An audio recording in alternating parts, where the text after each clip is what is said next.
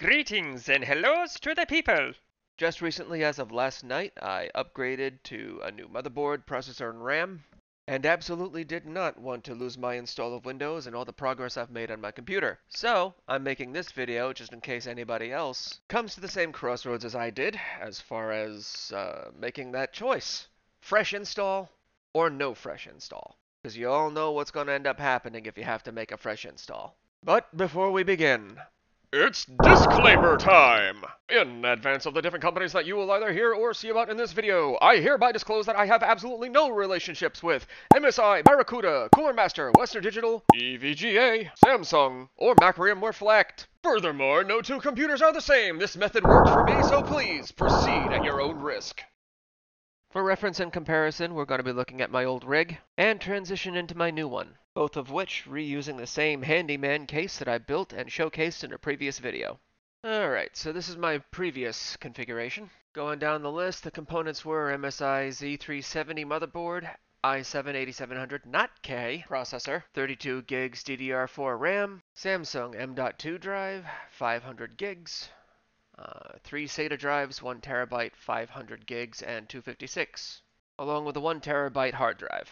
MSI RTX 3060 Ti Gaming Z Trio, 1 PCIe USB-C card, EVGA 850 watt bronze power supply, a Razer Chroma RGB hub, and a bunch of fans with a couple RGB strips.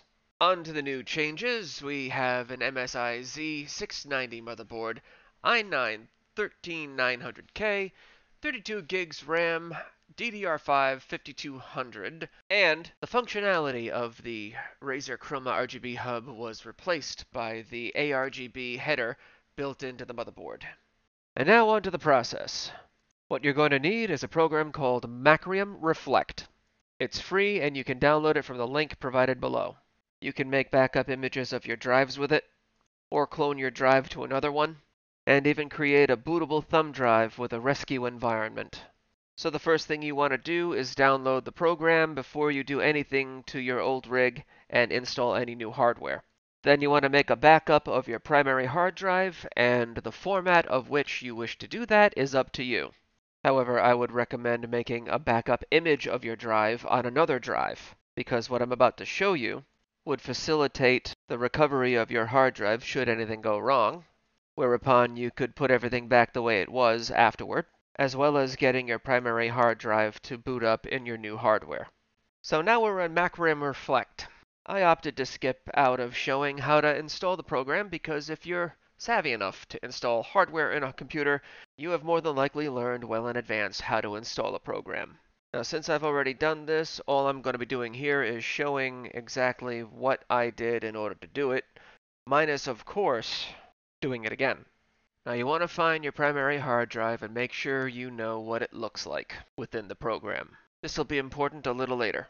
Now the next thing you want to do is grab yourself a thumb drive and plug it into your computer. And make sure any important information you have on it is off of it. Once you're all set with your thumb drive, you're going to go up to the top left corner and click on the Rescue button. A small process will take place and then a window will pop up. In this window, you want to make sure that your removable thumb drive is highlighted. Then you simply want to click on Build.